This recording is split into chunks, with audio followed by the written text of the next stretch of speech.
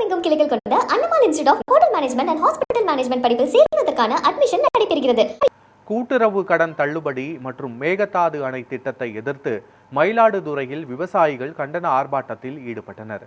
மயிலாடுதுறையில் டெல்டா பாசன விவசாயிகள் சங்கம் சார்பில் நடைபெற்ற இந்த ஆர்ப்பாட்டத்தில் கூட்டுறவு சங்கங்களில் விவசாயிகள் பெற்றுள்ள கடன்களை முழுமையாக தள்ளுபடி செய்ய வேண்டும் என வலியுறுத்தினர். மேகதாதுவில் காவிரி ஆற்றில் அணை கட்டும் கர்நாடக அரசின் முயற்சியை தடுத்து நிறுத்த வேண்டும் என்றும் அவர்கள் வலியுறுத்தினர். தேர்தல் வாக்குறுதிகளும் சமீபத்திய கடன் தள்ளுபடி அறிவிப்பும் விவசாயிகளுக்கு போதுமானதாக இல்லை என்று தெரிவித்த அவர்கள் அரசின் முடிவை திரும்ப பெற கோரி முழக்கங்களை எழுப்பினர்.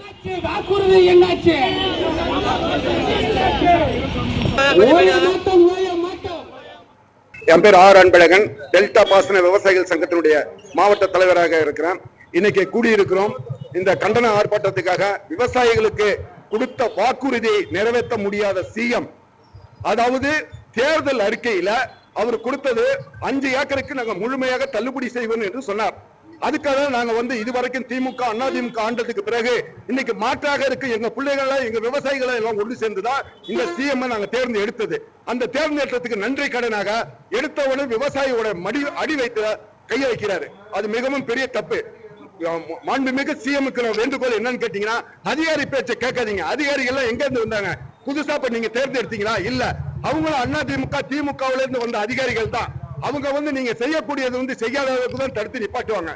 ஆகையினால உங்களோட சொந்த முயற்சியில விவசாயிகளுக்கு ஒரு பொழுதும் எதிர்ப்பா நீங்க நடக்காதீங்க. விவசாயிகள் என்னைக்கும் உங்க பக்கபலமா இருக்கணும்னா, விவசாயிகளுக்கு ஒரு சேவை செய்யணும்னா, விவசாயிகளுக்கு கொடுத்த வாக்குறுதியை முதல்ல நிறைவேற்றுங்க. உடனடியாக நிறைவேற்ற வேண்டும். முழுமையாக இந்த கடனை தள்ளுபடி வேண்டும். 5 ஏக்கருக்கு மேல உள்ள விவசாயிகளுக்கு 50,000 தள்ளுபடி வேண்டும். கொடுத்த நெல்லுக்கு உள்ள விலையை டன்னுக்கு 3,500, கரும்புக்கு 4,500 கொடுக்க வேண்டும். உர விலையை அதிகமாக உயர்ந்திருக்கு. 4 பங்கு உயர்ந்திருக்குங்க உர விலை. இன்னைக்கு உரம் போட முடியும் 2,500 ரூபாங்க. ஒரு நெல்லோட விலை ஒரு மூட்டை 1,800 ரூபாய் விற்குதுங்க. இவன் 2,500 ரூபாய் அந்த உரத்தை வாங்கி ஒரு விவசாயி எப்படி போடும்? எல்லாம் இருக்கிறது எல்லாத்தையும் அடமானம் வச்சாச்சு. இனிமேல் எங்கள்கிட்ட ஒண்ணுமே கிடையாது வைக்கிறதுக்கு.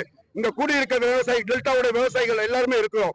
அனைத்து விவசாயிகள் சார்பாக நான் சொல்றேன், மீண்டும் ஒரு உடனடியாக மாண்புமிகு முதலமைச்சர் இதை வாபஸ் வாங்க வேண்டும் என்று பணிவுடன் கேட்டுக்கொள்கிறேன்.